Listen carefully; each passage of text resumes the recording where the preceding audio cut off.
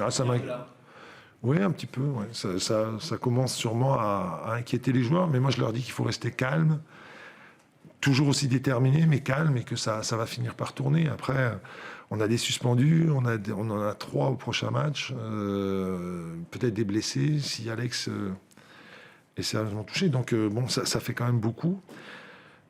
Et il va falloir compter sur un groupe un peu plus large.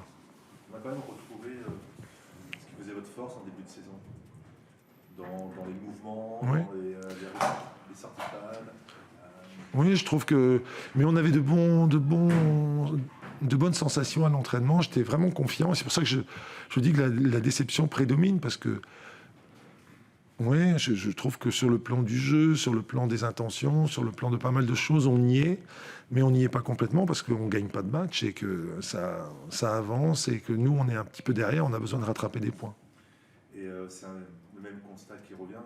Quand l'efficacité n'est pas là pour Tino, il n'y a personne derrière pour compenser ou pour l'équipe à marquer. Oui, je dis, on compte sur l'efficacité de Tino, sur celle de Jamal, mais ce n'est pas suffisant et il faut que d'autres joueurs viennent en relais.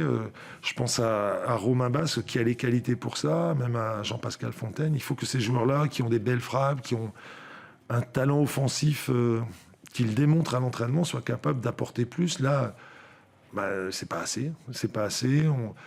Par exemple, Romain, il frappe très très bien les coups de pied arrêtés de manière habituelle. Ce soir, je l'ai trouvé moins en réussite à ce niveau-là, alors que c'est un joueur extraordinaire au niveau de la frappe. Mais la compétition, c'est autre chose. Et on en a eu la preuve ce soir. Merci. Merci, Paul. Merci. Et à la prochaine. À bientôt.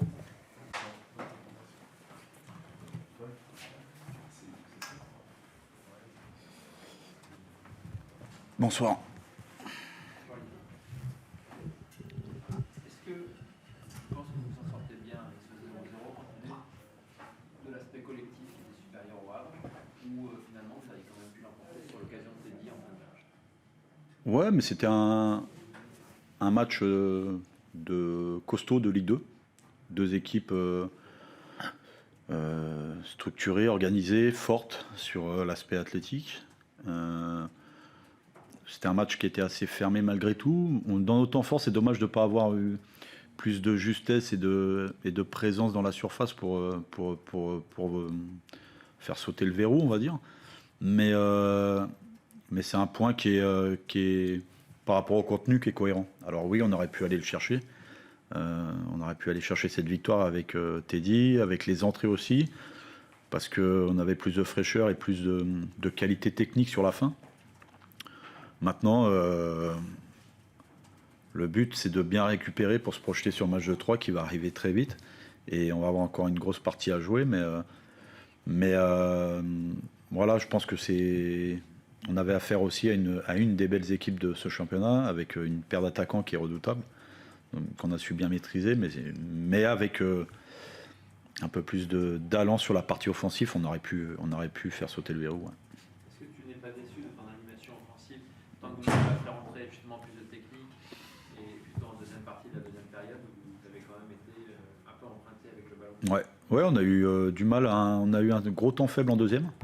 Alors est-ce que c'est le Havre qui a appuyé plus fort, c'est la question. Maintenant, c'est vrai que sur l'aspect technique, on a une grande marge de progression, on le sait, on y travaille, mais malgré tout, il y a eu des opportunités pour marquer. Je regrette ce carton rouge sur la fin parce que Baptiste avait fait la différence et allé au but. Donc voilà, il y a eu des situations, pas suffisamment pour marquer, mais il faut continuer dans cet état d'esprit-là. Parce que ce championnat est ainsi fait, il faut être cohérent dans l'animation et le contenu qu'on va proposer et qu'on propose, et augmenter sur la partie technique. On s'ouvrira d'autres objectifs derrière. Pourquoi tu étais passé à une défense à 4? Parce que leur paire d'attaquants, c'était le meilleur moyen de... Non, à Caen, j'avais joué pareil. Ouais. Par rapport à la forme du moment, par rapport à l'envie aussi de densifier un peu ce milieu de terrain. Voilà, c'était surtout ça. Après, Ça me permettait aussi de mettre un peu plus de monde proche de Baptiste, même si on n'a pas été assez proche de lui pour le. Ouais, il était trop isolé sur ce match et c'est là-dessus où on a des leviers de progression qui sont assez importants, c'est intéressant. Tu parlais de présence, il y avait très peu de présence dans la surface. Ouais. Vos deux extérieurs faisaient la différence, il n'y a personne. Ouais, c'est un peu le problème de ce système-là aussi, le 4-3-3 avec deux joueurs excentrés. Quand on enclenche un côté, c'est sûr que le deuxième doit être un deuxième attaquant. Mais j'ai hâte de revoir ce match parce qu'il y a quand même des choses intéressantes. Il y a un état d'esprit qui est là. Il y a une équipe qui est en construction, qui a une grande marge de progression sur l'aspect offensif. Et il va falloir que les joueurs prennent conscience de leur potentiel et confiance pour ouvrir pour augmenter la jauge dans ce secteur-là. Votre réalisme de début de saison, je ne sais pas un petit peu ce manque dans l'animation. Ouais, mais c'est un championnat qui est compliqué, hein, qui est très très compliqué, et qui est le réalisme, on l'a eu. C'est vrai que dans nos temps forts, on aurait dû marquer. On aurait dû marquer avec plus de présence dans la surface parce qu'en première mi-temps, on a eu des ballons qui sont passés, des coups à jouer, on a manqué de justesse. Mais je retiens aussi la force collective qu'on a dégagée sur ce match, qui est intéressante. Et si on garde cette force-là, bien sûr qu'on va exister dans ce championnat. Merci. C'est bon ?